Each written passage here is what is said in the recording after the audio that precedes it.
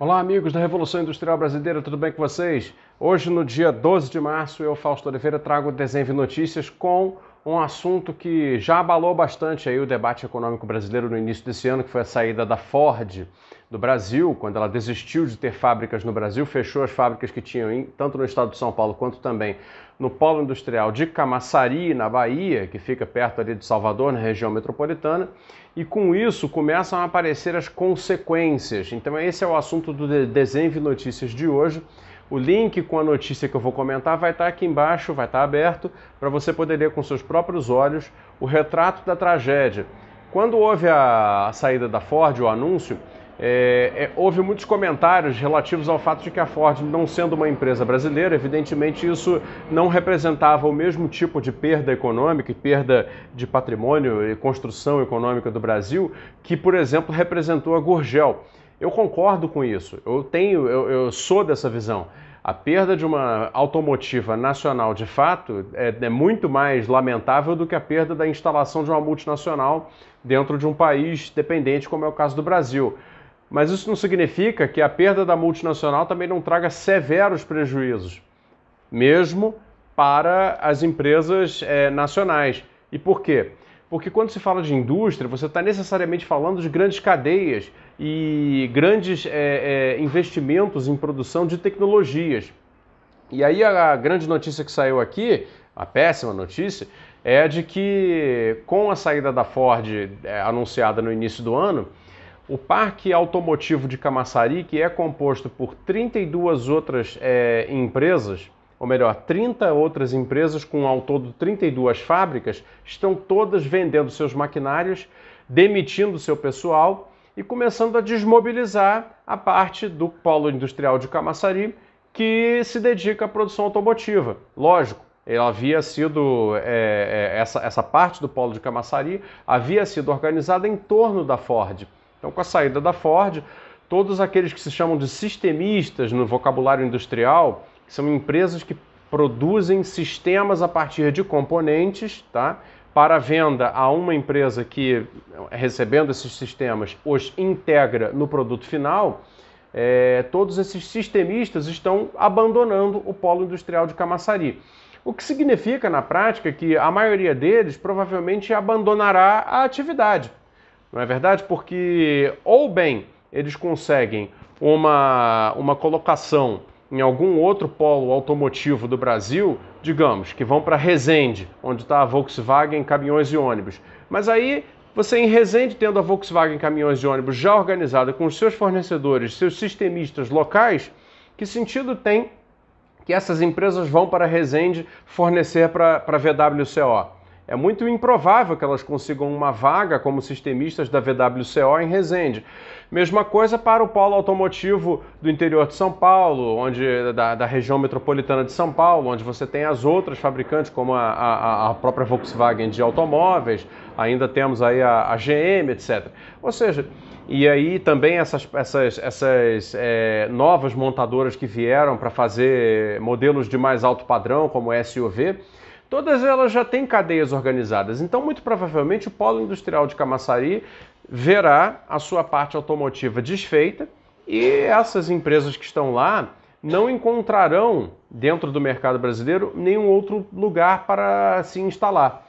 Então, será um efeito adverso da desindustrialização brasileira, agravado pelo fato, naturalmente, de que como não há crescimento de demanda o suficiente para que essas empresas sejam absorvidas em outros lugares, provavelmente essas empresas serão perdidas. Não é verdade? Junto com isso se perdem, ao todo, 7.500 empregos, segundo aqui a reportagem, somando tanto os empregos da Ford em Camaçari, tá? Não estou falando da Ford como um todo, os empregos da Ford em Camaçari, mais os empregos dos sistemistas que forneciam para a Ford em Camaçari. Muito provavelmente é mais uma massa de desempregados que vai engrossar o caldo da perda de massa salarial e perda de empregos de qualidade no Brasil.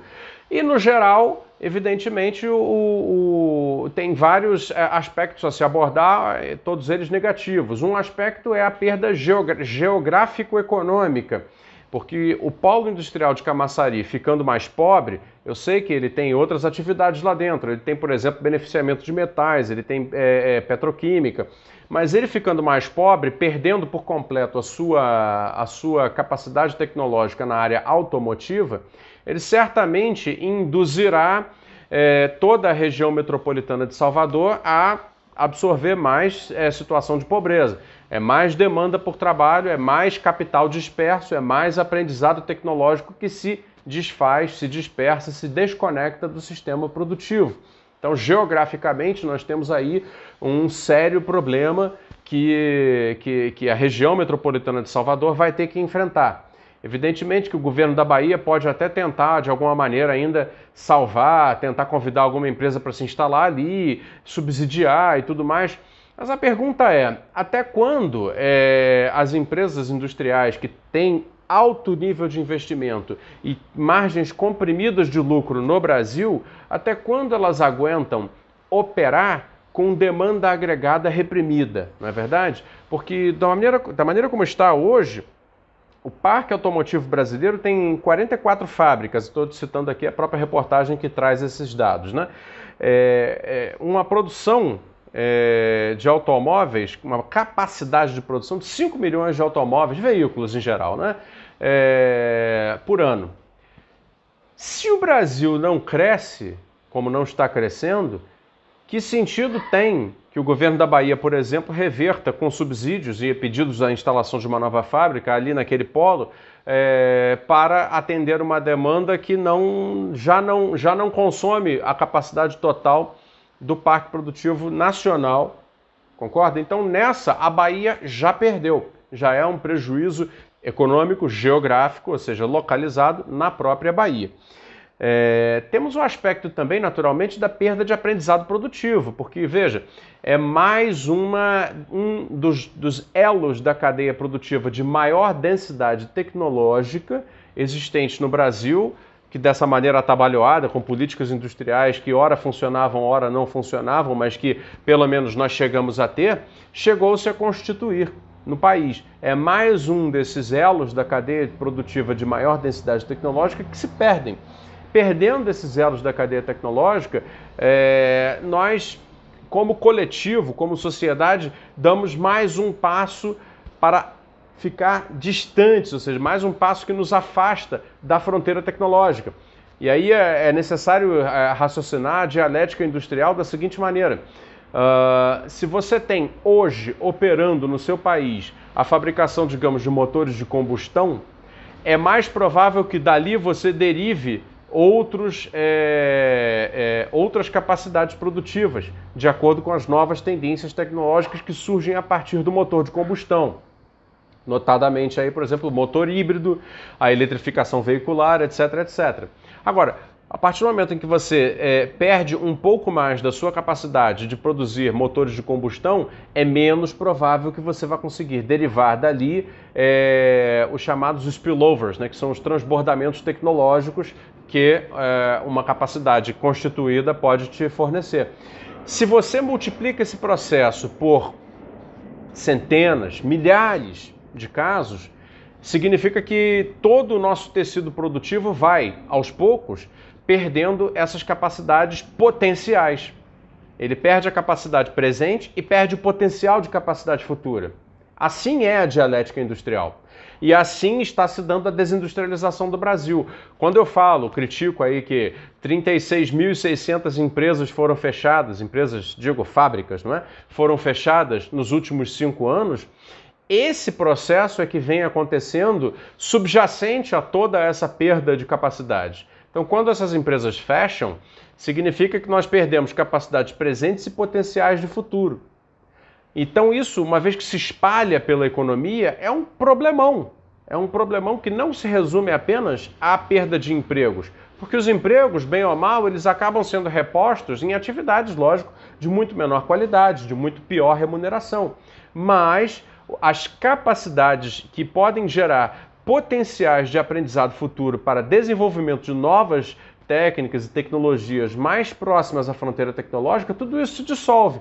Então esse processo acaba virando aquilo que nós estamos chamando aí no debate de especialização regressiva da economia brasileira. O Brasil começa a se especializar naquilo que é atrasado, naquilo que é menos tecnológico e, portanto, tem menos valor e, portanto, é um processo de descida pelo ralo. A nossa capacidade potencial de gerar riqueza, de fato, com valor adicionado, que pode nos conectar ao comércio internacional, que pode nos conectar ao que está à frente no mundo, vai se perdendo aceleradamente. E, para terminar aqui o comentário, não custa, né, mais uma vez bater na tecla de que a nossa macroeconomia hoje tampouco ajuda. É uma macroeconomia que restringe investimentos em vez de estimular investimentos. É uma macroeconomia que restringe consumo em vez de estimular consumo. Evidentemente que dessa maneira não será o agente privado que fará a reversão desse processo, porque o agente privado, vendo esse processo, o que ele enxerga? Ele enxerga uma economia que tem, mais adiante, menor capacidade tecnológica, menor capacidade de consumo e, portanto, aonde ele vai investir? Ele vai investir nas atividades primárias, que, afinal de contas, são aquelas em que nós estamos nos especializando, ora raios. Concorda? Se você fosse um agente privado com 500 milhões de dólares para entrar no Brasil, agora você investiria em quê? Em capacidades industriais? Não, você investiria em comprar terra para fazer mineração, você investiria em direitos de mineração, você investiria em plantar mais soja, mais milho, mais café, etc. Ou seja, é evidente o plano que está sendo conduzido no Brasil, é um plano de reprimarização acelerada e total. Vai chegar o momento em que nem mesmo a atividade petroquímica de Camaçari vai subsistir, né? E todo o polo industrial vai acabar sendo desfeito e toda a atividade, né, do entorno do Salvador vai voltar a ser cacau, não é? E o que o baiano ganha com isso? O que o soteropolitano ganha com isso? O que a economia regional do Nordeste ganha com isso? O que o Brasil ganha com isso? Nada, só perde. Então é isso, o Desenve Notícias de hoje fica por aqui. Lembrando que hoje eu estarei ao vivo às 4 da tarde na Revolução Industrial Brasileira. Acompanha, tem o link lá, já define o lembrete, tá bom? Nos encontramos às 4 para mais uma discussão, tema livre sobre o Brasil. Um abraço, pessoal.